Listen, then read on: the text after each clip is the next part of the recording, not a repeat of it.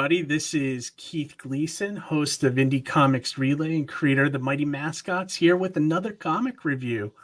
Before we get into that, just want to remind you guys that Mighty Mascots 7, 8, and 9 is still available in demand on Indiegogo. These are the 3 new issues of Mighty Mascots and a ton of other perks available as well. We added a lunchbox. You could get a one of a kind Honey Flakes puppet, and then we're also working towards a stretch goal of temporary tattoos at 10,000. So if you haven't backed it, and if you like fun superhero stories, kind of like if serial mascots were superheroes, like a Justice League cartoon or something like that, you'll enjoy this book.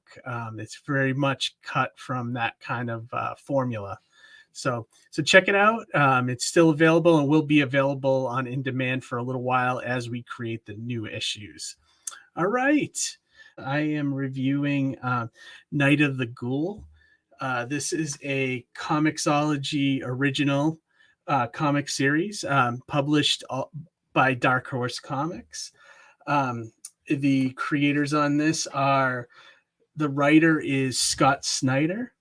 Art and colors are Francesco Francavilla, is I think how you say it.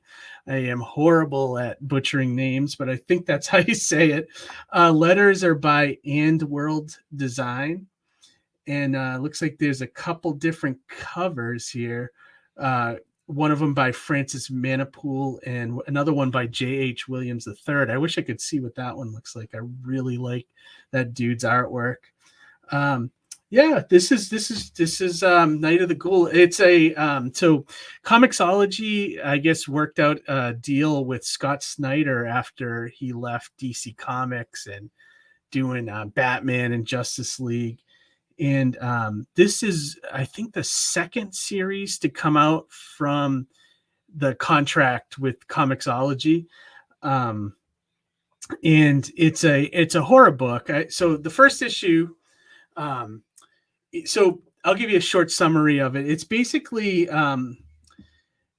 it revolves around the idea of a cursed film. Like, there is a gentleman who's trying to piece together a film, and he goes to visit this director in like this insane asylum hospital kind of thing, and the director is like burned beyond recognition, basically. And this guy and his son sneak into the facility, or not sneak in, but they come under false pretenses to talk to this director who made this film about a ghoul. I think the film was called Night of the Ghoul, and he's basically trying to piece together the film because it was burned in the same fire that caused this guy's face to get destroyed.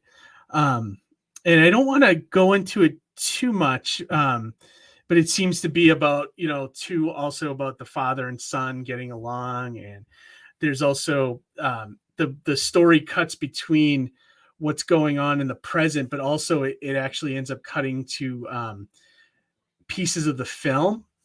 And you get to see this backstory about how this ghoul creature, invaded a person and becomes like almost like a Invasion of the Body Snatchers kind of storyline, where there's creature inside of somebody and it's taking them over and that kind of thing, and the person's acting different, so but I don't want to go in too much further into the story. It's kind of like 2 stories happening at once. And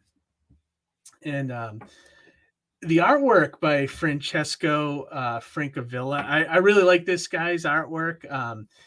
He's somebody that I've seen a lot at Dark Horse. I think I bought another book by him called The Black Beetle, which is like a take on like an old pulp superhero. But I really like his style. It's very fluid. And it's, when he colors something, you can definitely tell it's his artwork. He tends to use like 2 or 3 different colors and mixes them together. Almost like remember in the mid 2000s, I think Detective Comics was doing like a two almost like a two color tone to their book. It reminds me a lot of like that, but with like three or four colors, um but it's very cool. I mean, he gets the horror stuff across really nice. All the gore and everything looks really really well done in this. And the storytelling is excellent, so you can tell exactly what's going on. If I just page through it without looking at the words, you could just really follow what's happening. And then the way he did like the film portion of the book, where you're seeing the film in the past, and it's like sometimes it'll have the burn marks in it, like when a film breaks or something, as they're switching between the two storylines, which is really cool. So yeah, no problem with the artwork. The lettering is really good, really strong. Uh, I don't read a lot of this stuff digitally, which is where it started, Comixology. I wait until they put it into a print form, and the book is actually really thick. So the price is $4.99. It seems to be about 2 issues worth, though. So I'm going to guess this is about a 48-page book. So well worth the money. The other thing I really like about Scott Snyder, he seems to, and I don't know if I mentioned this before. I know we talked about him a little bit on the live stream when I had one of the guys that took one of his classes on Substack, and we talked about his work a little bit. And I was saying to him that I noticed that Scott Snyder's writing it feels a little more energized since he left DC. And I imagine that's because he's working on his own stuff now. He has no, people over his shoulder, like telling him constantly, you got to participate in this event, or, you got to do this kind of storyline. And it feel like his work feels energized. And you feel it through the page, when a writer is really into something and having fun. So it definitely radiates. This book it's definitely a horror book. It feels like it could make a great movie just based off the first issue. I ordered the second and third one, so I'm assuming it will stay the course and be cool all the way through. Overall, I really liked it. I think this is a great combination of creators of artwork and story that really mesh together well. Just because you got a great horror artist and a horror writer, because Scott Snyder, before he did Batman, he was doing like American Vampire. He also did Witches for Image. So he definitely has like a horror kind of background to him as well.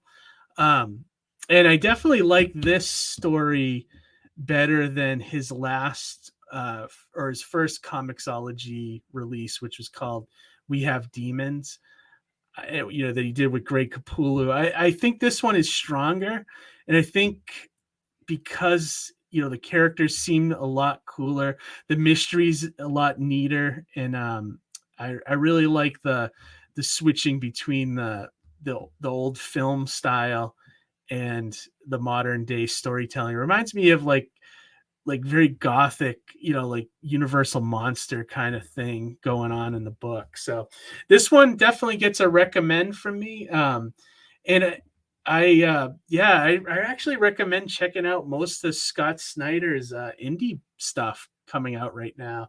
Nocterra is great as well, and I did like We Have Demons, but I like this a lot better. So I'm looking forward to the other books he's got coming out. Yeah, that's about all I can say. Thumbs up. So if you like horror comics, I would say check this one out. I think this one is a hit for me, anyways. And yeah, I recommend it. So, all right, everybody. So that's it for this month's review. We will be back live next week, and I forget who the guests are. You know, I always forget that because I never look at the schedule until a couple days before. So check us out on the live stream. Like, subscribe, share this video if you know anyone that's looking for good comic reviews. And most importantly, read some comics. All right, everybody, have a great week, and we will talk to you later.